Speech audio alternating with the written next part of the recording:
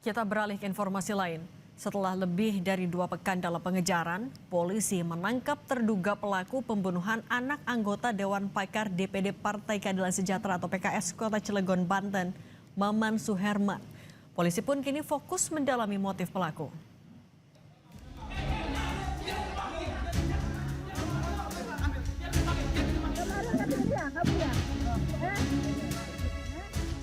Inilah detik-detik penangkapan tersangka pelaku pembunuhan anak politisi PKS di Kota Cilegon, Banten setelah lebih dari 2 pekan dalam pengejaran.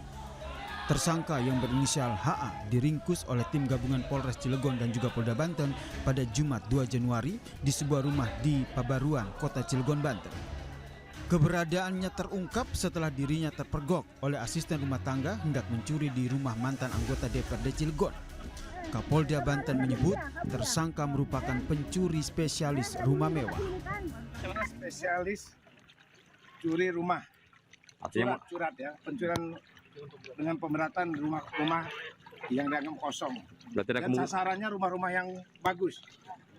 Ada kemungkinan tersangka lain bertambah, Bang? Nggak ada ya. Aduh, God. Sudah, sementara itu ya. Siap, Berarti Bang. ada kemungkinan motifnya memang pencurian ya? Ya. Siap. Kepala Bidang Advokasi DPP PKS Nurul Amalia bilang, ayah korban Maman Suherman tidak mengenal tersangka pembunuh anaknya. Nurul menegaskan pelaku bukan orang yang pernah bekerja di rumah keluarga korban. Dan sampai hari ini memang keluarga korban tidak mengenal pelaku ya. Dan pelaku bukan orang yang terdekat ya dengan keluarga korban. Jadi dan pelaku juga bukan pekerja di keluarga korban ya. Jadi ini memang pelakunya adalah orang lain yang sama sekali tidak dikenal oleh pihak keluarga. Sementara itu mantan Kabareskrim Polri Ito Sumardi menilai salah satu motif yang harus digali adalah alasan tersangka membunuh korban tanpa mencuri di rumah mewah tersebut, termasuk mendalami adanya pelaku lain yang juga terlibat dalam kasus ini. Bisa satu orang, bisa juga orang lain ya. Tapi kalau perkiraan saya mungkin yang bersangkutan itu kan bisa saja panik ya, kemudian dia melakukan tindakan kekerasan tadi, kemudian dia lari. Nah, itu salah satu ya. Tapi kita tidak menutup kemungkinan nanti bahwa yang bersangkutan juga mungkin punya satu jaringan atau komplotan yang tentunya harus menjadi satu pendalaman dari teman-teman dari penyidik saat ini ya. Tapi bagaimanapun juga kita sebaiknya tidak berspekulasi ya Mbak ya, karena kalau saya kan hanya melihat daripada kejadian kemudian berpikir secara pengalaman saya dan juga pengetahuan saya demikian.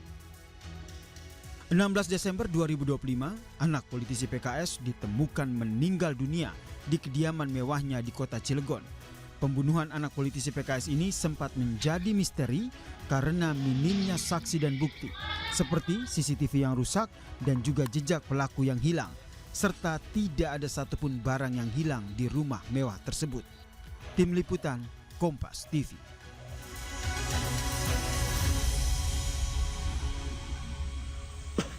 Saudara, tersangka sudah ditangkap, namun hingga kini motif ia tega membunuh anak politisi PKS masih menjadi teka-teki. Kita bahas bersama dengan psikolog forensik Mas Reza Indragiri. Selamat petang Mas Reza. Selamat petang, Assalamualaikum.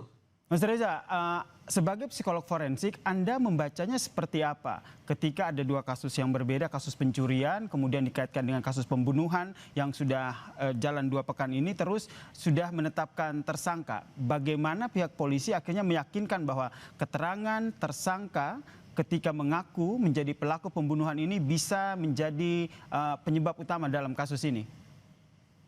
Tempo hari dalam perbincangan di Kompas memang saya membuat prediksi bahwa asumsi bawah perkiraan saya pihak Polda Banten akan menyampaikan pengumuman tentang hasil kerjanya pada awal bulan Januari, atau asumsi atas setelah 46 hari, berarti hitung-hitungan saya pada akhir bulan Januari atau awal Februari. Itu perkiraan saya. Namun kalau kemudian kita berfokus pada apakah pelaku pencurian ini juga merupakan pelaku pembunuhan, terus terang saya masih mempertanyakan hal itu. Kenapa? Karena dari pemberitaan yang saya dapat di media, satu, bahwa di lokasi pembunuhan itu pelaku tidak mengambil barang apapun. Berarti perkiraan saya, orang yang masuk ke rumah anggota PKS tersebut kemudian melakukan pembunuhan terhadap anak, melancarkan aksinya dilatar belakangi oleh motif emosional, marah, dendam, sakit hati, dan sejenisnya. Terlebih karena ada luka atau cedera yang sedemikian parah pada tubuh korban.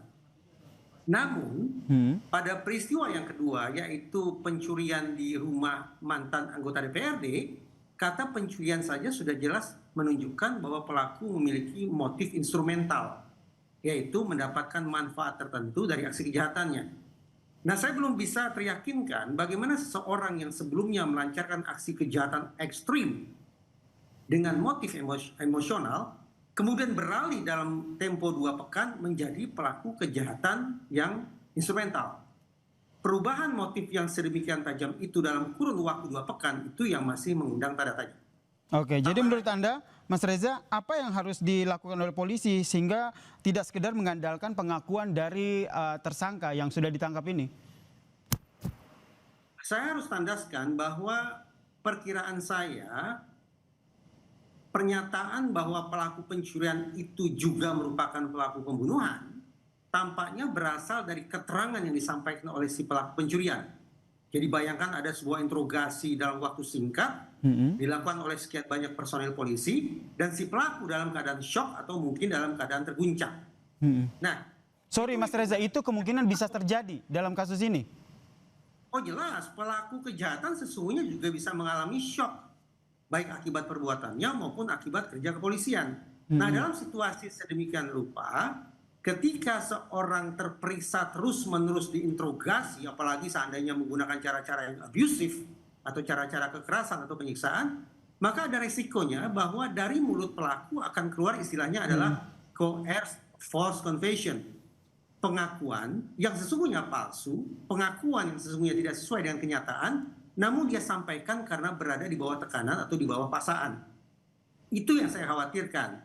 Karena itu, alih-alih berfokus semata-mata atau merasa terpuaskan karena seorang pelaku pencurian sudah tanda petik mengaku sebagai pelaku pembunuhan, teman-teman di kepolisian pasti paham bahwa proses penegakan hukum harus mengandalkan pada pembuktian. Pembuktian berarti dibutuhkan 2 alat bukti. Pada aspek itulah menurut saya belum terpenuhi. Jadi menurut Anda, dari analisa Anda ini seperti yang tadi Anda sampaikan, ada seperti shock begitu pada saat interogasi. Apakah dengan yang seperti yang Anda sampaikan ini, sehingga polisi harus betul-betul tidak hanya mengandalkan keterangan ataupun pengakuan dari tersangka, harus mencari bukti lain. Padahal kalau kita lihat CCTV rusak, jejak dari pelaku pun tidak ada di lokasi kejadian pembunuhan ini. Dari pemberitaan di media, saya menangkap kesan kuat bahwa teman-teman di kepolisian belum mendapatkan sesuatu yang sungguh-sungguh berharga untuk mengamankan siapa gerangan pelaku pembunuhan itu. Tadi sudah dikatakan, CCTV rusak. Jejak-jejak kejahatan di TKP tampaknya bersih. Saya maknai barangkali tidak tersedia sidik jari yang memadai. Tidak ada pula jejak DNA si pelaku di situ.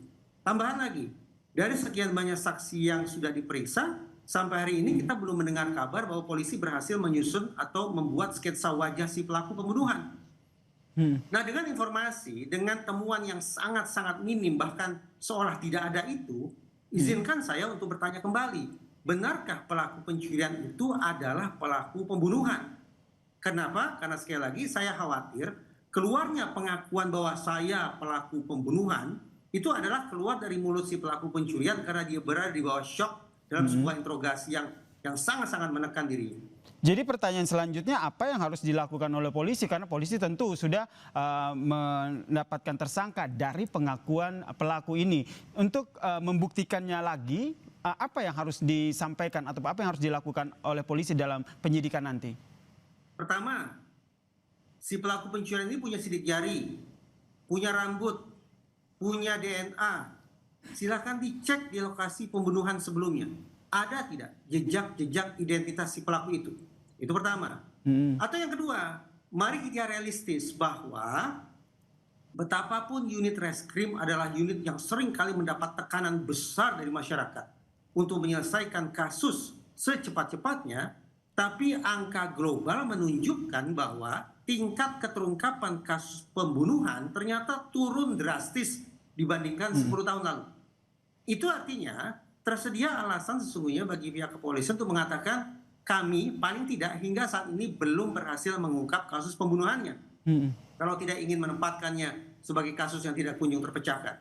Jadi silakan saja dilakukan penegakan hukumnya secara proporsional, prosedural dan profesional, atau sebaliknya menyampaikan kepada publik bahwa memang terkait dengan pembunuhannya belum tersedia bukti yang memadai. Jadi Anda sendiri masih sedikit ragu begitu ya, bahwa pelaku pencurian yang ditangkap ini merupakan juga sekaligus pelaku pembunuhan anak dari politisi PKS ini? Saya masih terus terang terhantui dengan kasus Cirebon sekian tahun silam, Mas.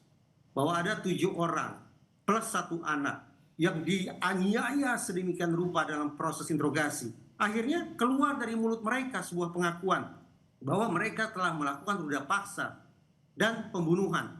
Tapi pengakuan itu ternyata sekali lagi merupakan bentuk coerced false confession. Pengakuan yang salah, pengakuan tidak sebagaimana kenyataannya, tetapi diberikan karena mereka berada di bawah tekanan yang sangat dahsyat dari interrogator. Saya berharap situasi semacam itu tidak terulang, sehingga lagi-lagi ada orang yang dipidana atas sesuatu yang sesungguhnya tidak pernah dia lakukan. Oke, sehingga mendorong bagaimana polisi akhirnya mengedepankan scientific investigation ya dalam pengusutan kasus pembunuhan anak politisi PKS yang tersangkanya ini sudah ditangkap oleh polisi. Terima kasih Mas Reza Indragiri, psikolog forensik, telah berbagi perspektif terkait dengan kasus ini di Kompas Petang. Salam sehat Mas Reza.